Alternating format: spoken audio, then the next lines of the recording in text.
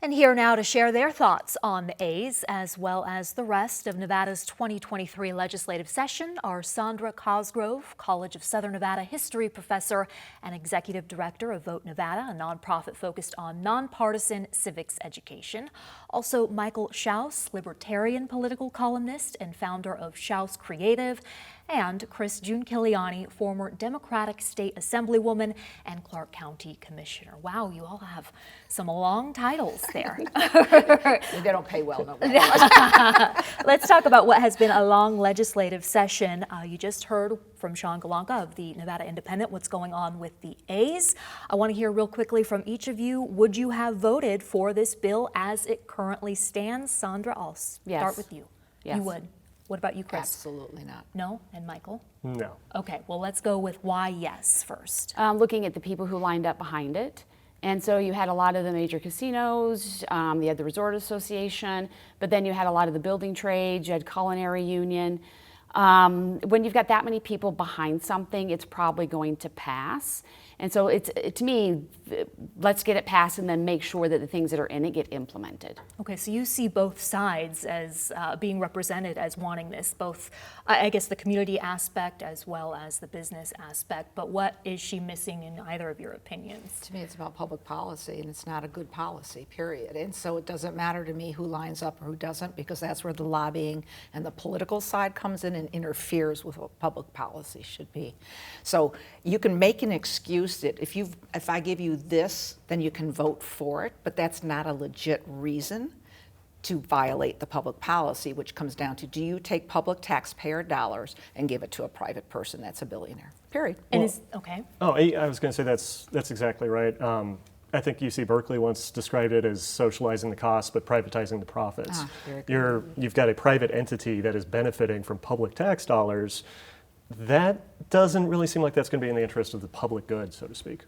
Okay, but then I would throw out the Raiders argument, the Raiders Stadium, and look how much money it has brought and good it's done for the community. But your response would be, Michael? The Allegiant Stadium success, for example, is a good argument not to subsidize stadiums. Correct. Because that says that there would have been plenty of private investments that could have made significantly more money. And keep in mind, taxpayers don't get a share of the revenue. You know, we go ahead and we put up the bonds, we do all that. The actual economic development that happens are, again, private interests making money there, which they should be the ones to invest in it if they want to continue to do that. Now, Sandra, would you vote yes for this because of the amendments that were made to it? Which amendments specifically? The community agreement? Yes. Okay. And I'm a political realist, so I agree with anything you're saying, but I also know how our legislature works, and so why bang your head against the wall? It's going to pass. Mm-hmm. But I did appreciate that the legislators, went through the sausage making process and demanded things. They didn't say, okay, we're just going to roll over. But if it's going to happen, then I'm going to expect a diverse workforce. I'm going to expect investment into homelessness. And so to me, they did put up a really good fight and say, we know where this is going because the powers that be are going to have this get passed. We're going to want to make sure that people get something. But there's no penalty. I'm sorry. There's no implementation. You have a director who can come to the stadium board and say, we think we violated it, but there's no penalty. It's a may language, not a shall language. And in the long run, I think I go back to what you're saying. Raiders Stadium would have been built without our subsidy. And you have to attribute to the fact that it's a premier event center, not just for football. So they knew that they were going to bring in other shows that were there that make it. That's Vegas, baby. So no matter what. So why do you need the taxpayer to have to subsidize a billionaire with one of the worst playing teams in the United States? Sorry. Sandra, one of your arguments was you thought maybe Steve Hill of the LVCVA should have focused more on what other events outside of baseball could be brought. Right. So if you listen to the economic forum meetings, and those are the commissioners that look at our tax revenue, and if you listen to what was being said about Allegiant since it got built, it's profitable because of people like Taylor Swift and BTS and all the other events that are there. They don't really even talk about the football games. And so I think Steve Hill, he had one slide where he kind of listed out medium-sized events that could go into that stadium, but then they just moved on to something else. Well, show me that it pencils out with that. And I think more people would have been willing to say, well, that's what Allegiant Stadium's doing, so I can see that it would be profitable. But I'll tell you, we just won the Stanley Cup, and Mr. Foley was quoted as saying, I did this on my own without a government subsidy. Well, and he opposed the at that time, the Raiders subsidy. And that is such a good example, too, of how you don't need to rely on public subsidies in order to build something like this. T-Mobile Arena came up. We had the Vegas Golden Knights. Within 6 years, they win the Stanley Cup. We've got a world-class hockey franchise here.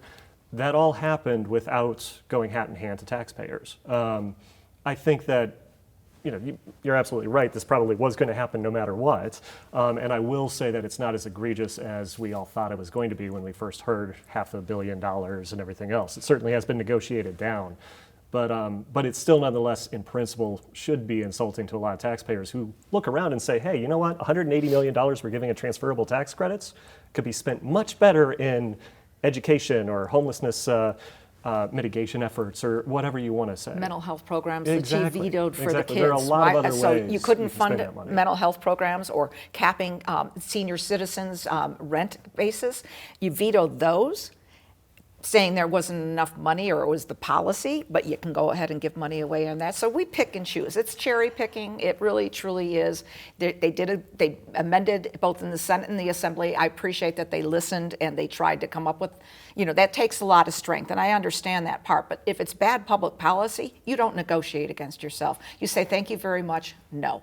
Go build it, they will come. Is the state putting itself at risk, in your opinion, Yes, with this they're agreement? co-signers. This one's different than Raiders. They're basically a co-signer, and then they again mandated what the county has to do with the county not even having voted on it. You will take these bonds that maybe you were allocating for road repair or to build transitional housing or senior whatever it might have been used for. Now that money's taken off the block, and then they don't pay property tax for 30 years. That's police, school, and fire. Sandra, you keep nodding your head. She's a realist. No, I agree with what they're saying, but at the end of the day, the way we run our elections means you have to fund your campaign.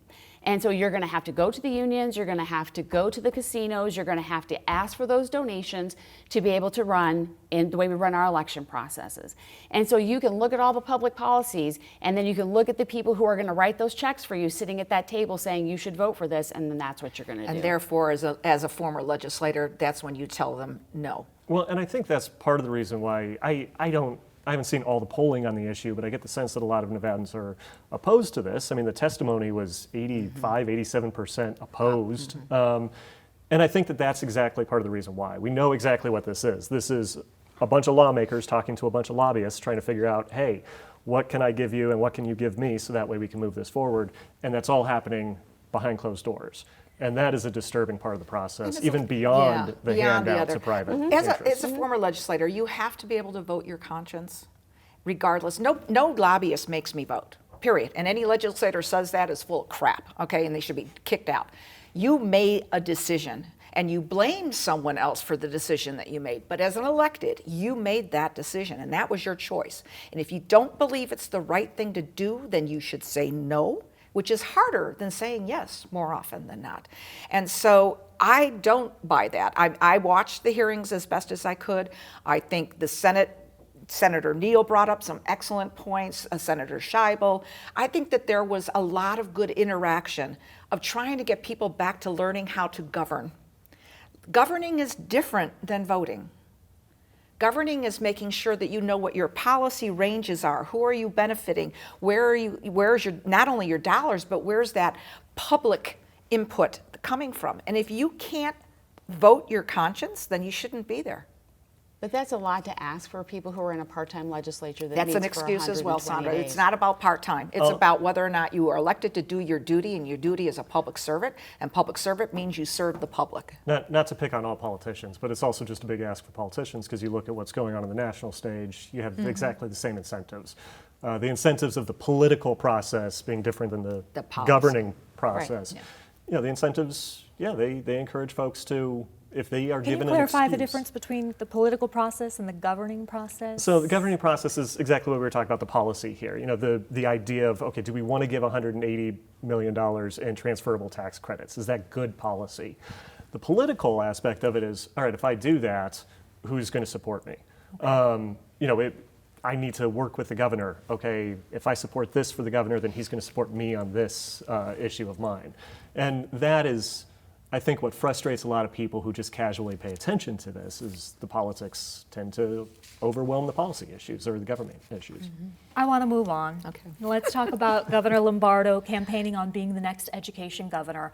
He certainly got historic education funding through K through 12 education funding. According to his office, per pupil funding will be up by $2,500 next year. However, his priorities, in addition to funding, were school choice and also school safety. How well did he succeed in those areas? Let's start with school choice, which, as he has said, quote, traditional public schools are not and should not be the only option. So then, what are the other options and how did he go about getting funding for them? Michael. Yeah, I mean, part of the driving idea behind school choice, and the reason why it's been a reoccurring issue in the legislature for half a decade or more now, is this idea that if you've got money, you do have school choice. You can go move to a different part of town, you can take some of your money and spend it on private tuition. If you are of limited means, you don't have that same choice. You don't have the financial means to send your child to a private school, you don't have the financial means to move across town. So it's a reoccurring issue that comes up every single year. Obviously, the governor was not really set up for success simply because of the political realities of the current legislature, but he certainly did push it, and he at least made it a conversation. Okay. Your take on it, As a Chris? public school teacher of 30 years and one who again, I went to Catholic grade school as a kid. That was my parents' choice. We paid for it. We didn't go to government and say, give me money. Public schools are what made America great, in my opinion, and it's the opportunity for someone to learn no matter what your background is, where you come from, what your family's status is. You can have choice by zoning and get rid of this debate of whether or not I take public tax dollars and give it to private or religious schools. That's undermining the public institution and of the school system, period. And so if you really want to get to school choice, in my opinion, you can do it through your whole zoning component where parents then have the opportunity to say, I like this program over here. I'd like to go over to K.O. Knutson or whatever. That aside, the governor, I will applaud him. They had flush money this time. I never got to serve under flush money in my 16 years, but they did have it. And I commend him for putting a good portion of it into K-12. We have to say that. And I commend the legislature for drawing the line in the sand and said we're not funding the opportunity scholarships, which is another way to say private dollars. Okay. That said, the debate that happened more on the school safety was an interesting piece to me because... Let me get Sandra's take first on the school choice and what was taken away from the governor's omnibus education bill. As you mentioned, opportunity scholarships funding is going to remain as is despite him wanting to significantly increase. Right, and I think that's where people are misunderstanding what happened. The opportunity scholarships go back to the 2015 legislative session. They had a voucher program where school dollars came out of the distributive account for education and went with the student. And the Nevada Supreme Court said you can't do that because you can't take education dollars and fund religious schools. But the opportunity scholarships, where a business can contribute and then deduct that from their taxes, they're saying that's not the same. That is constitutional. And so that's been funded since then. It is still there. It is still funded. He wanted to go from $50 million to $500 million. That came off the table. Yeah. Well, currently we're only at about $6 million or something, so it was going to be a substantial increase Huge anyway. Increase. To put that into perspective, though, we're talking about a few thousand kids. And these are, again, as it's currently set up, it's only low-income kids. So businesses will make a donation to a private scholarship organization that then has to give it to a low-income child. And that is a program, I totally understand the argument that we need to fund public schools, and I think that was the $2 billion extra dollars that Governor Lombardo put forward. The other part of it is we give financial assistance to folks all the time for very necessary services that government could otherwise potentially do. Why should education be any different, especially if it's an incentive program to fund scholarship organizations that will help low-income kids? And I was disappointed that we didn't have enough of a discussion about that in the legislature. It was very much the legislative leadership said, this looks like school choice. I don't want to talk about it. Yeah, what Governor Lombardo did get in that omnibus bill left in place the potential for city and county sponsored charter schools, reinstated the Read by 3 program, included $140 million in funding for early childhood literacy, some potential funding for charter school transportation. I mean, overall, Sandra, how would you describe how successful he was in He got school something. choice? I mean, he needs to be able to tell his constituents he fought for something. But Nevada is a ballot initiative state. And during his State of the State address, he even said, here's my priorities. If the legislature would like to work with me, fine. If not, then let the people decide. And so there's a possibility that these things that came out of those bills, he probably said it's not worth it fighting over. Maybe there's a legislator or a citizen that wanted to run it as a ballot question. Okay, school safety, he did get 2 bills passed which reform restorative justice practices, better enabling schools to suspend and expel students who commit violent acts. As a former teacher yourself, I wrote the original habitual discipline law, which is part of what they were amending this time around. And I was very careful as a former special ed teacher.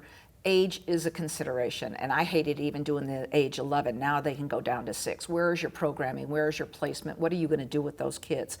I understand. you mean they can now expel students as Yes. young as 6 years old? Yes. They removed hearing processes. It wasn't that big a modification, but if you don't have a program for those kids to go in, then you're creating a future problem that's going to happen. What are those parents going to do? Where are they going? We don't have enough mental health programs. We don't have enough for behavioral. Yeah. As a former special ed teacher, I focused on children with emotional disturbance, and so yeah, they were physical. You have to look at your disabled community. I think the school districts have neglected special ed. Now there's more money in there this time around. They did complete disservice during COVID shutdown to many of these young people across the state.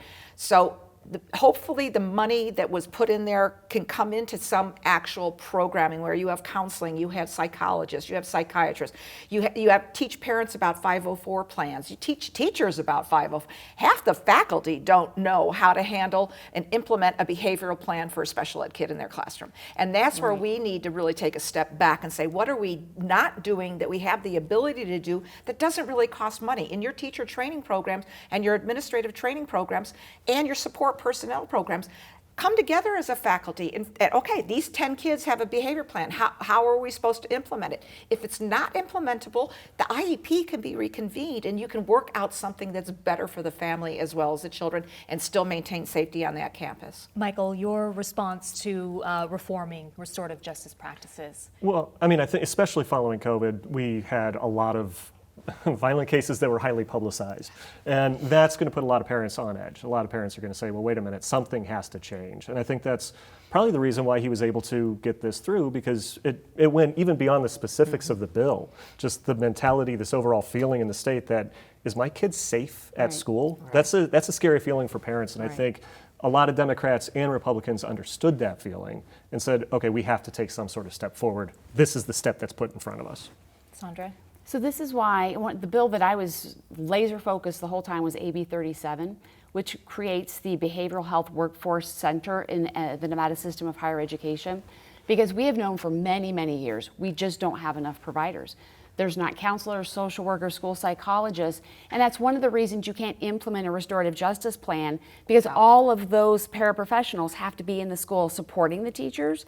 And so instead, the teachers just got told, well, you figure out what to do. We don't have any services. Exactly. UNLV got rid of social workers even as a programming about 25 years ago. So they weren't producing anybody. Then they went, oops, we need social workers, and they re-implemented the programming. And that was only about 10 years ago, I think, that they actually funded it. So now we've got $2 million, AB 37 passed with $2 million, to make sure that it can't go away, that it's something that's a program, and it'll be at UNLV, but then it's going to reach out to the community colleges, to the rural areas. And to be able to say in the rural areas, you know, if you want to stay where your mom and dad are, you can do distance learning and you can become a school psychologist. We have so much more we could talk about, but we've run out of time. Really? Thank you. We have. Yeah, that went fast, huh? Very fast. Thank you all for joining us. We're going to have you back because there's a lot more Okay. we can go into Yeah, this session once it finally does officially wrap.